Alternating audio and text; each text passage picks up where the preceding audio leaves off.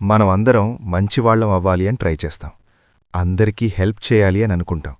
ఎవరు పిలిచినా కాదనం. కాని ఈ మంచి పనులు చేస్తూ చేస్తూ ఒకరోజు సడన్గా అనిపిస్తుంది, నా వాల్యూ ఏంటి? నన్నెవరూ సీరియస్గా తీసుకోవట్లేదు. ఈ క్వశ్చన్కి ఆన్సర్ 2000 ఇయర్స్ ముందే ఇచ్చాడు Acharya Chanakya. He said one dangerous line, అతి వినయం వినాశనాయ. అతి అంటే ఎక్కువ, వినయం అంటే సాఫ్ట్నెస్, కైండ్నెస్, ఒబీడియన్స్. వినాశనాయ అంటే డిస్ట్రక్షన్. ఎక్కువ మంచితనం మీ వినాశనానికి దారి తీసుకెళ్తుంది. ఇది చాలా హార్ష్గా వినిపిస్తుంది కదా, కానీ నిజం చాలా డీపర్. ఒక కామన్ మ్యాన్ని ఇమాజిన్ చేయండి. ఆఫీస్లో అందరికీ హెల్ప్ చేస్తాడు. ఎక్స్ట్రా వర్క్ వచ్చినా కాదనడు. ఎవరు రిక్వెస్ట్ చేసినా టైం ఇస్తాడు. రిజల్ట్ ఏంటి? ప్రమోషన్ వచ్చినప్పుడు వాడు కాదు, క్రెడిట్ వచ్చినప్పుడు వాడు కాదు, రెస్పెక్ట్ వచ్చినప్పుడు వాడు కాదు. ఎందుకు? Because he never set boundaries. Chanakya చెప్పిన మెయిన్ పాయింట్ ఇదే. మనిషి న్యాచురల్గా పవర్ని ఫాలో అవుతాడు, సాక్రిఫైస్ని కాదు.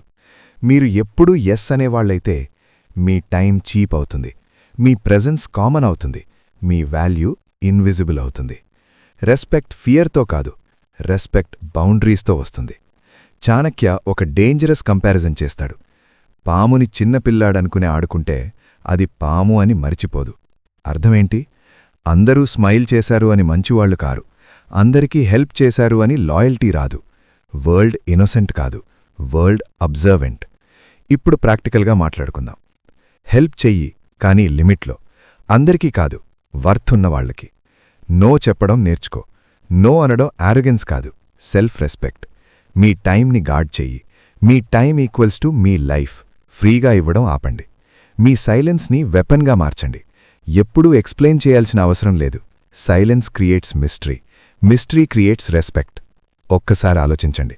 మీ లైఫ్లో ఎవర్ని మీకు వాల్యూ ఇవ్వకుండా హెల్ప్ చేస్తున్నారు? ఎవరు మీకు అవసరం ఉన్నవరకే దగ్గరుంటున్నారు? చాణక్య చెప్పాడు, మీరు లాస్ చేసిన తర్వాత ఎవ్వరూ గిల్టీ ఫీలవ్వరు, మీరు మాత్రమే ఫీలవుతారు. మంచివాడవడం తప్పు కాదు, కానీ బలి అవ్వడం తప్పు. దయాలువు అవ్వు, కాని దుర్బలుడు కాకు. సాఫ్ట్గా ఉండు, కాని బ్రేక్ అయ్యే అంత కాదు. అతి వినయం వినాశనాయ. ఈ ఎపిసోడ్ మీకొక మిర్రర్ చూపించింటే షేర్ చేయండి. మీ లైఫ్లో బౌండరీస్ సెట్ చేయాలి అని అనిపిస్తే ఈ రూల్ని రోజూ గుర్తుపెట్టుకోండి. నెక్స్ట్ ఎపిసోడ్లో చాణక్య చెప్పిన ఇంకో డేంజరస్ ట్రూత్ గురించి మాట్లాడుకుందాం.